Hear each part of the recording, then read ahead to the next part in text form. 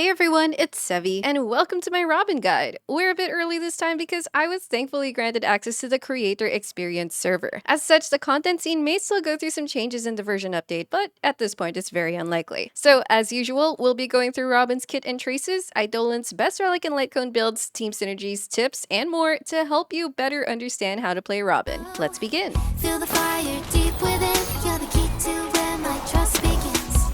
Robin is a physical harmony unit that offers strong team-wide buffing capabilities and advancing mechanics, special synergies with follow-up attackers, and a surprising amount of damage for a harmony support. Let's break down what makes her kit so good. Starting with her talent, she gives an effortless permanent team crit damage buff. Additionally, Robin generates 2 energy whenever an ally attacks an enemy. The usual basic skill and ultimate attacks count, but more notably, follow-up attacks as well. This doesn't have a trigger limit either. With that, it creates very good synergy with units that can act more often or attack outside of their own turn, as that translates into faster energy generation for Robin. Then, using her skill activates a team damage bonus buff which lasts for 3 turns. The countdown is dependent on her own turns, which is good so it doesn't expire quickly for fast-moving allies. You can treat this practically as a permanent bonus. Robin's Ascension 2 passive gives her a 25% advance at the start of battle, which means she'll generally be able to set up her skill before her DPS allies can act. This also has implications for her speed tuning, which we'll get to later. Meanwhile, unlocking her Ascension 6 makes her skill generate 35 energy rather than the usual 30 energy. So you just need to refresh your skill to maintain its uptime. However, you technically have the option to recast it even before it expires if you really want the extra energy at the expense of a skill point. And she actually has a huge energy cost of 160, the highest of Harmony units. And while it sounds like a lot at first, you'll realize that's why she has those energy-related passives to help make it more manageable. For a high energy cost, the effects must be well worth it, which they indeed are. When you cast Robin's ultimate, she breaks into song and enters the concerto state, which applies potent effects. First of all, this makes all her teammates get a 100% advance forward, so they immediately get pushed up the action queue to take their next turn. This instant advance has a lot of benefits, as it allows allies to move sooner and take extra turns in the same amount of time than you normally would have. That can translate to increasing your damage output, expediting your team setups, letting you act ahead of enemies, and regenerating energy sooner, among other things. It's ideal to time her ult right after her allies have taken their turn and while there's a wide gap between her allies' next turn. By ulting right after them, you can give them back-to-back turns, thereby maximizing their turn count. If her teammates also have a lot of AV left before their next turn, then that maximizes how much they get forwarded. Still, these aren't strict requirements, and you can certainly have other factors that influence how you adapt her ult timing. But moving on, Robin gives extra damage-related buffs as well during the concerto state. One is a team-wide attack buff, which scales on Robin's attack stat. At Trace level 10, the attack buff is based on 22.8% of her own attack plus 200. So depending on your relic stats, the base attack of your Litecoin and extra attack percent bonuses she's getting, that will make her attack buff potential vary. But generally, it's a huge attack increase compared to other attack buffers that further scales with more build investment and buffs. After you unlock her Ascension 4 trace, she also gives a follow-up crit damage bonus to your entire team, which again points to her extra synergy with follow-up attackers. While her allies are getting crazy buffs and dealing a ton of damage, Robin is no slouch in that aspect either. During Concerto, she will deal additional physical damage to one enemy whenever one of her teammates attacks. This scales on her attack and has a fixed 100% crit rate and 150% crit damage. This is also affected by physical or universal damage bonuses, as well as any defense or resistance-related debuffs applied on the target. Though this does not deal any toughness damage to physical weak enemies, and if your ally does an AoE attack, only one target will receive Robin's damage. If an enemy dies with Robin's damage instant dealing the fatal hit, the energy gained from killing enemies actually goes to her. So aside from her innate energy generating effects, this is another factor that can influence her energy, though it's more subject to RNG. In unfortunate situations, though, that can work against you by stealing the energy you'd rather go to another ally, but that should be rare. The damage dealt varies, but with good build investment and in a support role, you can expect between 10k to 20k damage procs, and that can definitely go higher depending on other effects applied or simulated universe blessings. But the trigger frequency is also important, and it mainly depends on how often her allies can attack during her concerto state. Once again, follow-up attackers or units with advancing mechanics have an advantage with maximizing how often this can trigger. Robin's concerto state actually disables her, during which she is also immune to any crowd control effects. She then creates the separate concerto countdown in the action bar, which indicates when her concerto state ends. The countdown also has a fixed speed of 90, which also equals to 111.11 AV, so she's locked to this and looping her song until concerto ends. That's also why if you use her ultimate while she hasn't acted in her turn yet, the self-disable instantly just skips her turn. In that case, use either her basic attack first to generate a skill point, or her skill if you need to refresh her buff uptime before you cast her ult.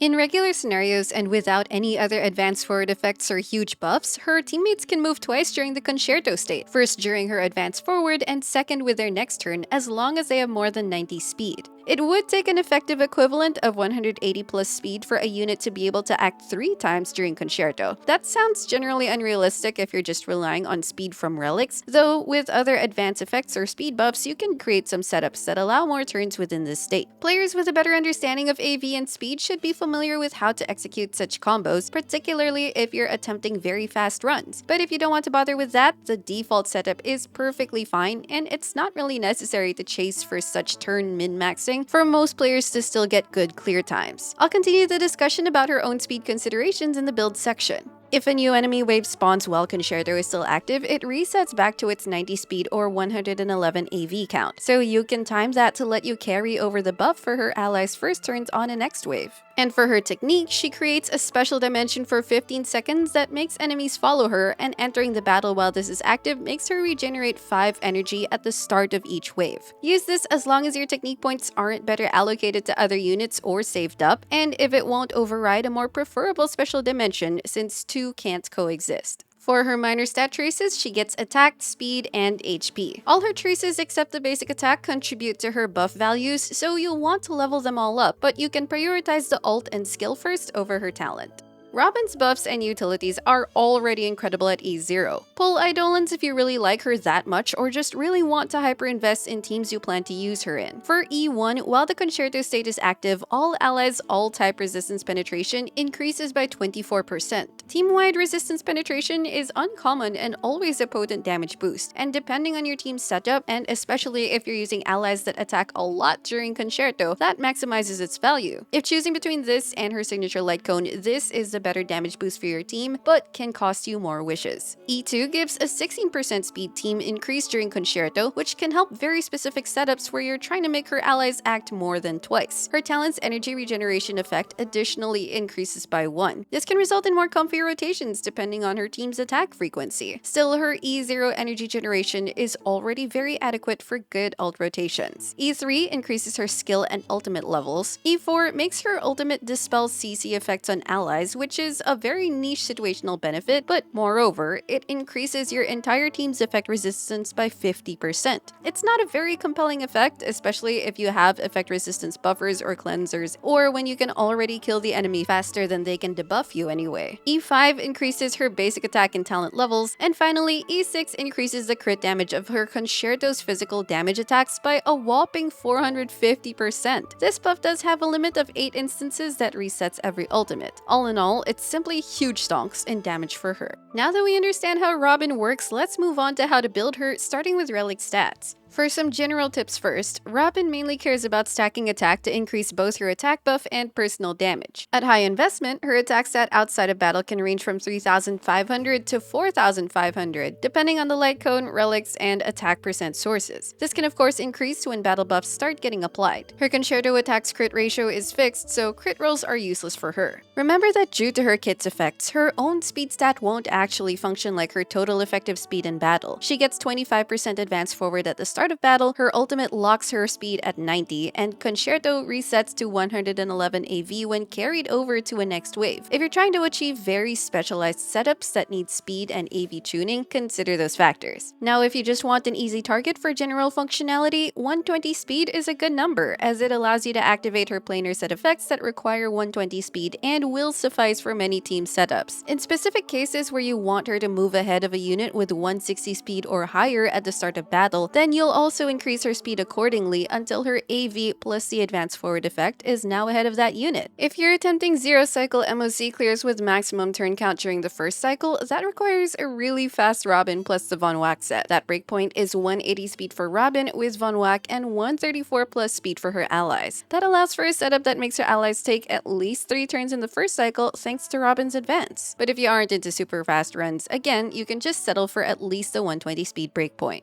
So for her general main stat recommendations, go for attack with her body and sphere. For the boots, it's either attack or speed depending on your speed target. For the rope, energy regeneration rate or ERR is also generally the best to help her energy needs. Niche main stat variations can be a physical damage sphere if it has a lot of attack substats resulting in higher personal damage for Robin while not totally compromising her attack buff. Another possibility is an attack rope, but specifically in setups that involve Tingyun, so she compensates for her energy and likely with other ERR sources if needed. This can be generally for fast cycle clears that want maximum attack buffs. For substats, you mainly want attack and speed. Effect resistance is also nice to help her resist CC debuffs outside her concerto state. Moving on to her relic sets, I first recommend going for the flexible route of using 2-piece set combos. You can combine 2-piece attack sets to stack her attack as high as possible, or an attack plus the 2-piece messenger speed set if you're trying to hit a speed target. 2-piece combos allow more freedom to choose pieces with the right main stats and best substats. I'd first recommend the Fleet of the Ageless, which gives the entire team an 8% attack buff, which counts towards increasing her own attack buff. It shares a world with a space healing station, which can give attack but only for the user. The fleet's team-wide attack percent buff ends up generally better for the team. You can also just opt for whichever set you get the right stats of first. But she has other good alternatives. If you already have the right pieces, have more efficiency reasons to farm their worlds, or want the extra situational usefulness. The Broken Keel for crit damage buffing as long as she hits the effect resistance requirement, Penacony for the ERR bonus and helping buff physical teams, and Von Whack for the ERR bonus and starting advanced forward effect, which can have niche usefulness for players who are particularly aiming for fast cycle clears. Those extra ERR bonuses also add extra insurance for ult recharging. Moving on to Robin's light cones. As a free but still great default option, For Tomorrow's Journey is the upcoming event light cone, which gives the user an attack bonus and increases the damage of the user for 1 turn after using their ultimate. These are tailored to boost her attack buff and damage, so you don't have to worry too much about getting gacha alternatives if you're unlucky or want to save up. You also won't need to steal other Harmony light cones from those who want them too if your options are limited. For other 4-star alternatives, there's Planetary Rendezvous if comped with other physical teammates for extra team buffs. Carve the Moon, Weave the Clouds has okay random buffs, with the ERR bonus one being nice for her recharge comfort, but it is a paid option and you have great free or gacha alternatives anyway. Meshing Cogs and Memories of the Past are usually recommended for energy, but their value for Robin is lower. Cogs has a low base attack, and the extra energy both give may not be as needed anymore when you have teams that are effective for her energy generation, and other ways to sufficiently boost her energy like ERR light cones, battery teammates, or just adjusting her rotation to use skill casts more. I generally wouldn't recommend them anymore. For 5 stars, Flowing Night Glow is her signature light cone. It has a massive base attack, the highest of current Harmony light cones. The stacking ERR bonus helps with her energy, and when she casts her ultimate, she replaces the ERR bonus with a cadenza effect for 1 turn, which gives her a huge attack self buff and a team-wide damage bonus buff. It's not a particularly high value pull for me, especially when her free light cone already feels very satisfactory. But if you just want the best light cone combination of energy, attack, and damage for her, then this is it. If you pulled it on the standard banner or lost to it in the light cone banner, but the battle isn't over, is still pretty good for its ERR bonus and high base attack. You also get the occasional SP refund. However, the damage buff to the next ally after using her skill can have some to no usefulness depending on your team's turn order and how often you use her skill. And if you take Ruan Mei's signature light cone away from her for Robin to use, then the high base attack and team damage buff plus some energy at the start of each wave are still nice. So with team comps, she generally works as an all-around Harmony support as her damage and advanced mechanics have great universal application. Due to her team-wide damage buffs, she lends herself very well to buffing teams with multiple damage dealers, but is of course still very capable of buffing hypercarry teams. Though, because of being disabled with a fixed 90 speed during her concerto, she's not as effective of an SP generator compared to other Harmonies that are built really fast and use basic attacks more often. So ensure that your team's overall SP generation is addressed properly. To maximize her energy generation, damage instances, and buffs, having teammates whose follow-up attack mechanics are highly central to their playstyle and even a follow-up focused team are amazing for her. Some DPSs have generally more frequent follow-up attack triggers like Topaz, Ratio, and Clara. Their conditions are also generally easier to trigger, so putting them together results in really great synergy, like the Topaz Ratio combo dealing monstrous single-target damage while giving Robin a lot of energy and damage triggers. Others have less often or more conditional follow-up triggers like Jingyuan's Lightning Lord having its own turn queue, breaking enemies for Himiko, reducing enemy HP for Herta, and so on. The game mode will also matter, of course,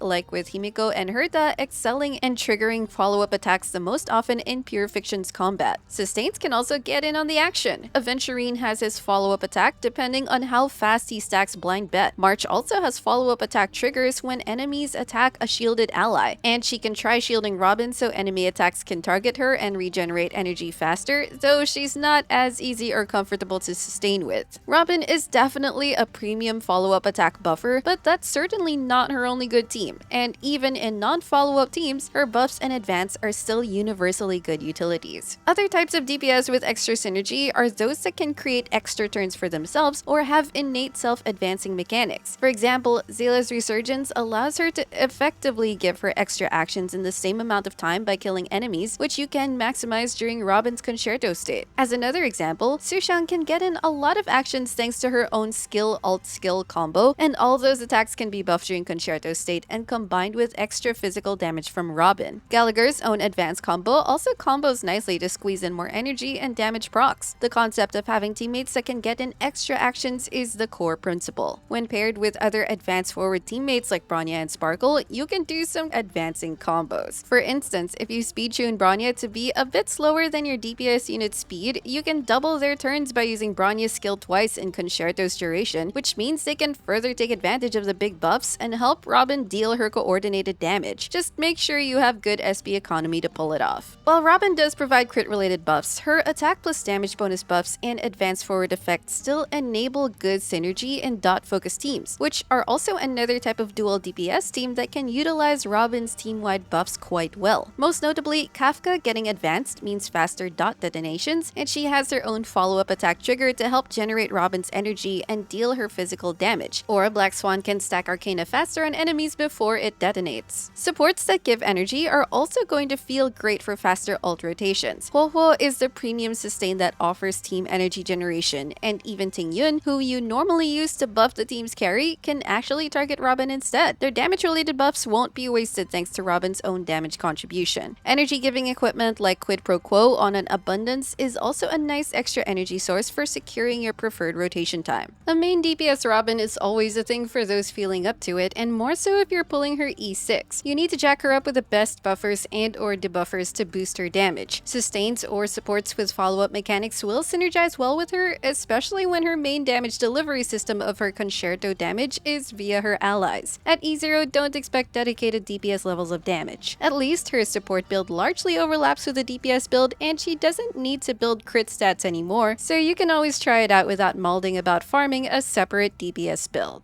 Last are some auto battle observations. Robin will always open battles with her skill and then use it if her buff uptime needs refreshing, and uses basic attacks while it's still active. There were cases where the team ran out of skill points and her skill buff was also inactive, forcing her to use a basic attack, which of course reduces your team's damage. If your team doesn't have good auto battle SP generation, this can happen if the battle goes on for too long. This also doesn't take into consideration that using her skill to guarantee her ult energy can be sometimes more preferable, and oftentimes lead to more effective rotations. But in any case, she does prioritize making sure her skill is active at least. As for her ultimate, I've noticed that she either uses it ASAP when it's ready, or if her turn is coming up soon, she waits to take her turn before using it, likely to let her take a turn action rather than cancelling it completely. However, she can still activate it right before an ally is about to take their turn, even with literally one AV remaining, when it's much better to just let that ally take the turn and then ult to give them back-to-back turns. If your team also has specialized rotations in mind, then don't expect the auto behavior to execute it as intended. In any case, if your team is well built, synergistic, and has good sustain, her teams will easily auto through general farming content and can even power through even higher stages of MOC and pure fiction, albeit with less efficient clears.